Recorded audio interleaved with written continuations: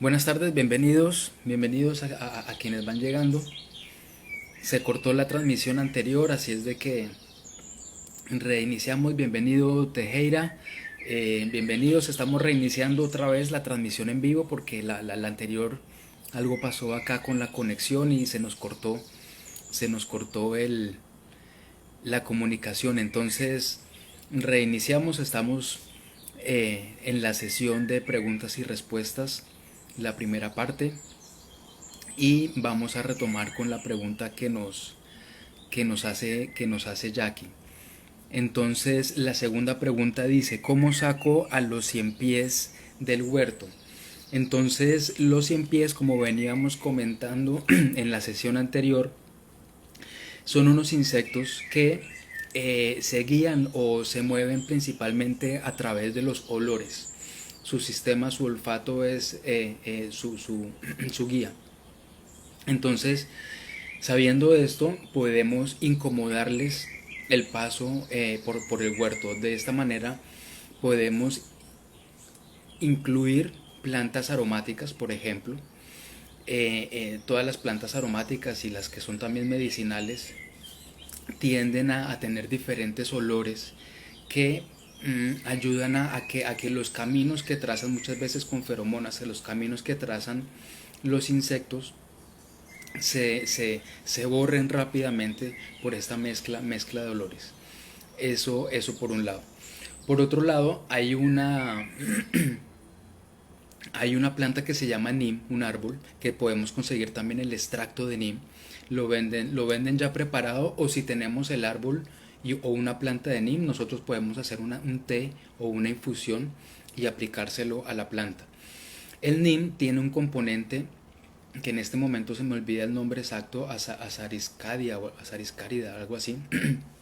Entonces, ese compuesto hace que todos los insectos que tengan una fase de pupa, cuando están en su desarrollo, que pasan una fase de pupa y luego al insecto adulto, entonces el NIM tiene este componente que influye o modifica el comportamiento de los insectos e inhibe que los que tienen ese proceso de pupa, que en su desarrollo o sus padres, digamos por así decirlo, consumieron NIM, va a evitar que su descendencia pase de la etapa de pupa.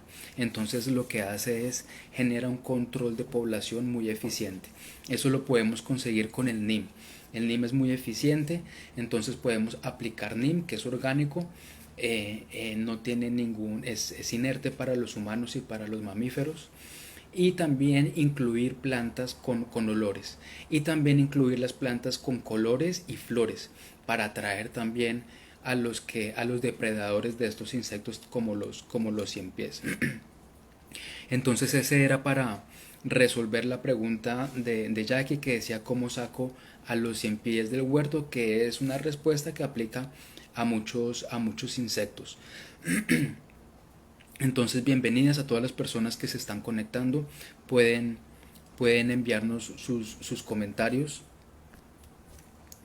Eh, Mientras tanto, entonces vamos a seguir respondiendo las preguntas que nos enviaron previamente al mensaje directo, o al WhatsApp, o los que lo escribieron también en la historia. Entonces nos escribe Milillisi: tengo una planta de melón y solo tiene flores macho. ¿Cuándo saldrán las flores hembra? Bueno, muy, muy buena pregunta. Muchas gracias por enviarnos la pregunta. Entonces, la mayoría de flores macho salen por la rama principal, y las flores hembra salen por las plantas, por las ramas secundarias, perdón, secundarias y terciarias. Entonces, ¿cómo estimulamos el desarrollo de las flores femeninas? Estimulando el desarrollo de las ramas secundarias y terciarias, y esto lo hacemos a través de la poda. Entonces, con la poda podemos controlar un poco el desarrollo de la rama principal, y vamos a estimular el crecimiento de otras ramas, en donde van entonces a salir las ramas femeninas. Perdón, las ramas y las flores femeninas para entonces después tener la oportunidad de polinizar. Si le ayudamos con una polinización manual, le ayudamos mucho a que se desarrollen o a que se puedan llegar a cuajar los frutos, porque si estamos en zonas urbanas, la cantidad de insectos polinizadores es relativamente reducido, entonces asimismo la cantidad de frutos. Entonces, si no tenemos muchos insectos polinizadores, le podemos ayudar con un pincel o con un copito de estos de algodón y tocamos todas las flores, o arrancamos la flor macho y la transportamos y la llevamos tocando cada una de las flores hembra para transportar el polen y de esa manera entonces polinizar y aumentar la cantidad de frutos que puedan salir de una planta de melón. Entonces, las flores hembra van a salir después de que se vayan entrando las ramas secundarias y terciarias. Muy bien. Amilcar nos escribe y nos pregunta, ¿existen herbicidas orgánicos? Eso depende mucho. Los herbicidas también dependen mucho de la aplicación. En la agricultura orgánica y en la agricultura regenerativa y en la permacultura y en todos estos temas en donde no se utilizan químicos y también se procura evitar la maquinaria, por ejemplo la cero labranza, entonces depende de la función. Si por ejemplo es en un cultivo grande, en vez de utilizar herbicidas, lo que hacemos es competir con una planta beneficiosa a las malas hierbas. Por ejemplo, conocemos el maní forrajero. El maní forrajero es una planta que fija nitrógeno al suelo y también es muy agresiva en su desarrollo. Entonces, si sembramos maní forrajero donde no queremos maleza, el maní forrajero puede llegar a tapar la maleza, ganarle la competencia y a su vez abonar el suelo aportándole nutrientes, principalmente nitrógeno, a las plantas que están a los lados. Eso es en una plantación, por ejemplo. Si lo que queremos controlar son las hierbas no deseadas, por así decirlo, en nuestros huertos, en vez de utilizar productos, vamos a utilizar técnicas de control manual. La primera técnica es eliminarlos manualmente, pero una técnica muy eficiente y que tiene diferentes beneficios. Uno de ellos, el control de las hierbas o de las plantas no deseadas, es el acolchado, que también se dice cobertura o también se llama mulch. Entonces, cuando ponemos una capa de hojas sobre el suelo donde no queremos las plantas, una capa relativamente gruesa, hablemos de unos 5 o 10 centímetros de hojas secas, eso evita que entre la luz del sol y entonces ya no se van a desarrollar y activar todas estas semillas de las llamadas malezas. Entonces de esa manera también controlamos con el acolchado lo que son las malas hierbas, evitando el uso de herbicidas. Y si ya tenemos que utilizar el uso de herbicidas o son zonas pequeñas o queremos, podemos utilizar por ejemplo el vinagre, pero eso es en pequeñas cantidades y en situaciones bien particulares.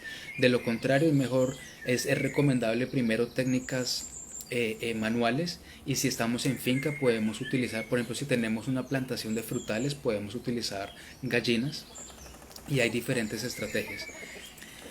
Bien, continuamos con las preguntas. Vamos a ver acá en los comentarios. Bienvenidas a todas las personas que se están conectando. Este live lo vamos a dejar grabado, entonces para los que se perdieron la primera parte, después lo van a poder ver. Por acá Studio Computers Systems nos pregunta, ¿cómo saco los caracoles de una vermicompostera? Gracias, ya lo revisamos. Bueno, rápidamente. Por un lado, los caracoles en la vermicompostera no son necesariamente malos, a menos de que sea una población bastante amplia. Entonces, una estrategia es reducir la comida fresca. Ellos se comen más que todo la comida fresca y lo verde, mientras que las lombrices, si estamos hablando de vermicompostera, asumo de que tienen lombrices, entonces Las lombrices pueden estar 2 o 3 semanas sin comida sin ningún inconveniente. Entonces eso va a eliminar toda la comida fresca y los caracoles se quedan sin comida. Eso por un lado. Y por el otro lado, para evitar la aparición de los nuevos con los huevos que van naciendo, lo más recomendable es enterrar toda la comida nueva, porque ellos normalmente están en la superficie. Los caracoles no trabajan mucho por debajo de la tierra. Entonces enterrar toda la comida nueva, que las lombrices sí tienen la capacidad de llegar a ella, pero los caracoles no, y eventualmente su población ya se verá bastante reducida. Muchas gracias por la pregunta, Estudio Computers. Bienvenidos a todas las personas que se van conectando. Pueden dejarnos sus mensajes en los comentarios, sus preguntas, y pronto las resolveremos siempre y cuando el tiempo nos lo permita. El NIM es buenísimo para todo, es correcto, el NIM es excelente, es una magnífica planta. Listo, muy bien, continuamos. Eh, la siguiente pregunta nos la envía Ginela Oscar Nájera. ¿Cómo sembrar sin patio? Supongo que esta pregunta está más relacionada también a cómo sembrar en potes, por ejemplo. Si no tenemos patio, los potes es una muy buena alternativa. Una de las cosas más importantes a tener en cuenta cuando sembramos en potes es la tierra de cultivo o el sustrato. Tener en cuenta que el sustrato, a manera de definición, es el medio o el lugar donde vive un ser vivo, en este caso la planta. Entonces el sustrato es esta mezcla de materiales que reúnen todas las características o requisitos que necesita una planta para vivir. Hay 3 componentes fundamentales que debemos buscar en el sustrato: nutrientes, algo que evite la compactación, y lo que da estructura, ¿no es cierto? Entonces, por ejemplo, la estructura nos la da la tierra negra. Algo que evite la compactación puede ser la cascarilla de arroz, por ejemplo, la fibra de coco. Y en el tema de la nutrición, el abono, el humus de lombriz es el más recomendado. Entonces, teniendo esas 3 características en cuenta, y ojalá un macetero que no sea de plástico sino que sea de barro, por ejemplo, o arcilla, son los mejores. Los de cemento también son muy buenos. Entonces eso ayuda a aislar el calor y la temperatura de las raíces. Eso por un lado. Por otro lado, también utilizar acolchado para que a la tierra no le pegue el sol fuerte. Entonces, una vez tenemos un buen sustrato, una buena tierra de cultivo, entonces ya podemos proceder a sembrar diferentes tipos de plantas. ¿Qué tan profundo debe ser el macetero? Varía, pero yo recomiendo mínimo de 20 a 30 centímetros, pero entre 30 y 40 centímetros pueden crecer o desarrollarse bien la mayor cantidad de plantas del huerto, pequeñas, que no son de gran tamaño. Es importante, cuando sembramos en pote, tener en cuenta que, ya que las raíces no se pueden desarrollar y buscar nutrientes en el área, entonces los nutrientes que le hacen falta, que se le van acabando, que los que están en el macetero o en el pote, los debemos reponer. Entonces esto lo hacemos con el abono. Ojalá siempre un abono orgánico, un abono natural. Nosotros trabajamos con el humus de lombriz, que está en un lenguaje o en un formato en el que la planta lo asimila fácilmente, y aunque lo utilicemos puro, no va a quemar a las plantas. Entonces eso tiene la característica de que es a prueba de principiantes, por así decirlo. No importa si nos excedemos en la dosis, no vamos a quemar o a lastimar a la planta. Esas son ventajas del humus de lombriz. Entonces, y que también ayuda a regular el pH, y también ayuda a retener humedad, entre otras ventajas. Entonces, si tenemos estos factores en cuenta, sembrar en pote o sembrar en espacios que no sean en patio nos va a ser un poco más sencillo o más viable también. Eh, desde Chitré nos envían una pregunta, una participante de nuestros cursos que ya tiene su huerto hace algún tiempo. Eh, Nos pregunta, ¿los tomates dan varias cosechas o después de que de que el tomate da cosecha se muere la planta o va a continuar dando frutos? Entonces, los tomates es una planta, hace parte de la familia de las solanáceas y como muchas de ellas son plantas anuales. Entonces normalmente dan una cosecha y de esa cosecha entonces se sacan las semillas y se vuelve a sembrar. Pero normalmente la mayoría de variedades dan una sola cosecha. La diferencia es que algunas variedades la dan en un tiempo relativamente prolongado. Entonces se empiezan a dar algunos tomates y dentro de 2 o 3 meses la cosecha continúa. Hay otras variedades que toda la cosecha la da al mismo tiempo. Entonces, esos son las plantas que se llaman determinadas o indeterminadas. Los tomates son susceptibles de esas dos variantes. Entonces, lo que se recomienda es con los primeros tomates que se sacan de la cosecha, de la cosecha, sembramos esas semillas de la cosecha propia del mismo huerto, sacamos las semillas de los primeros tomates, los sembramos para que cuando la primera cosecha termine ya vengan en camino entonces la siguiente generación. Eso por un lado. O por el otro lado, también podemos sembrar una vez al mes. Entonces, mensualmente sembramos una planta de tomate de manera que después del tercer o cuarto mes que ya está la primera planta empezó a dar cosecha, mensualmente podemos cosechar tomates y durante todo el año no vamos a tener que esperar de 3 a 4 meses o algunas plantas, algunas variedades 2 meses para entonces poder cosecharlas. Eh,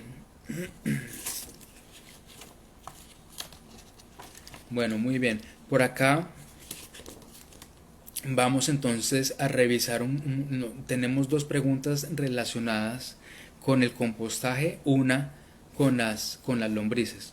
Entonces, vamos a revisar primero acá rápidamente los comentarios.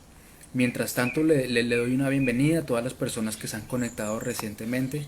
Estamos aquí en una sesión de preguntas y respuestas relacionadas al tema de los huertos orgánicos. Estudio Computer nos pregunta recomendaciones para las plantas de pepino. Bueno, las plantas de pepino que son familia del melón, son familia de la sandía, son familia del zapallo. Entonces, el pepino es una planta relativamente fácil, no lleva muchos requisitos, es una planta rápida que del segundo al tercer mes ya está dando cosecha.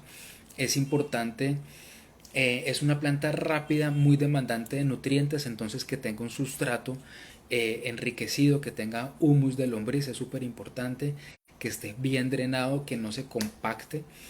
eh, y que tenga una estructura relativamente amplia y bien resistente para que la planta se pueda enredar ahí.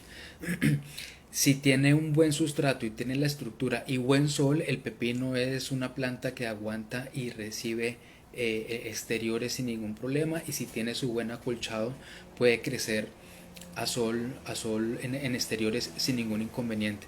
Entonces es una planta de rápido crecimiento que fácilmente después de 2 meses no se puede empezar a dar cosecha, da una sola cosecha. Entonces también es bueno eh, sembrarla escalonada, y si tiene un buen soporte nos puede dar muy buena cosecha. Esto aplica tanto el pepino como para el melón como para la sandía.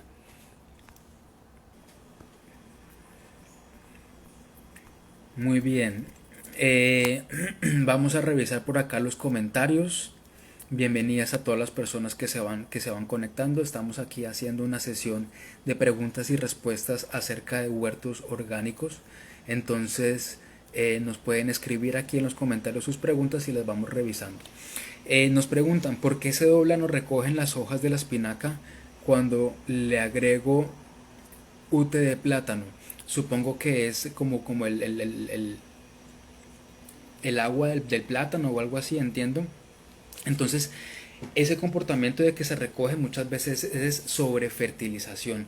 Entonces, las plantas tienen como un estrés.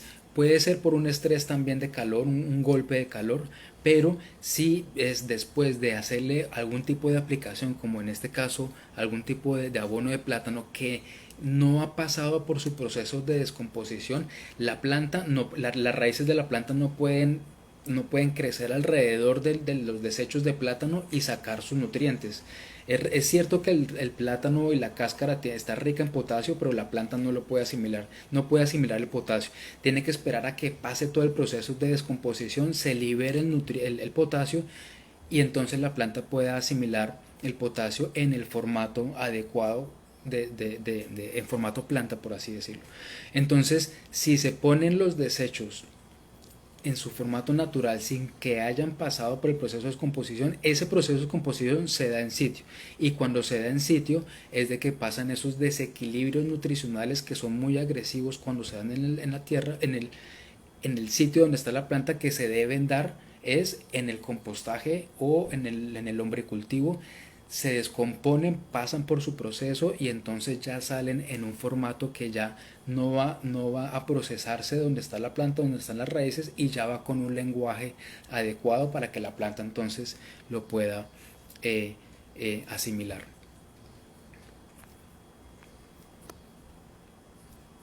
Ah, té de plátano, ahí está. Entonces, pues es recomendable. También de pronto se hizo muy cerca, entonces ponérselo más lejos para que se dé el proceso de descomposición, entonces las raíces ya puedan aprovechar. Pero las raíces no aprovechan los nutrientes directamente del té. Tienen que esperar a que pase ese proceso de descomposición para poder aprovecharlo. Ahí es donde es tan importante la presencia de bacterias y hongos, porque si no están las bacterias y hongos descomponedores, no se da ese proceso y entonces se terminan activando, por ejemplo, procesos anaeróbicos que terminan creando más problemas que beneficios.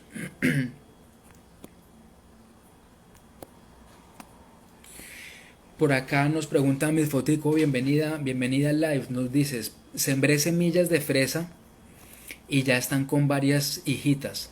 ¿Les puedo cambiar del semillero a otro pote o espero a que crezcan un poco más?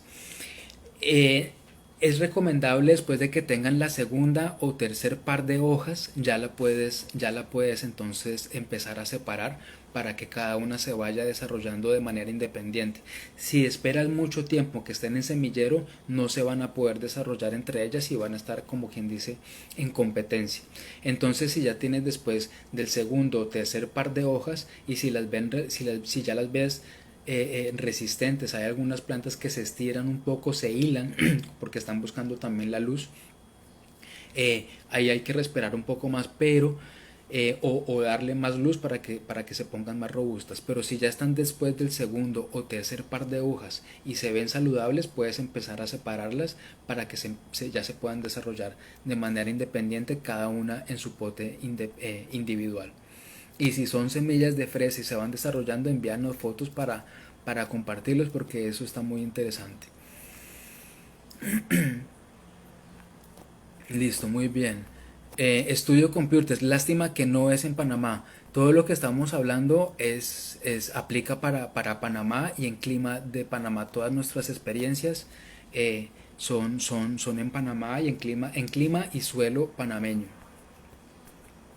Muy bien, quiero agradecerles a todos los que han participado. Nos vemos en una próxima sesión. Cualquier pregunta o comentario, estoy disponible. Entonces nos estaremos viendo en una próxima sesión de preguntas y respuestas. Vamos a tener de huertos y también de compostaje. Un cordial saludo para todos. Nos estamos charlando. Feliz día.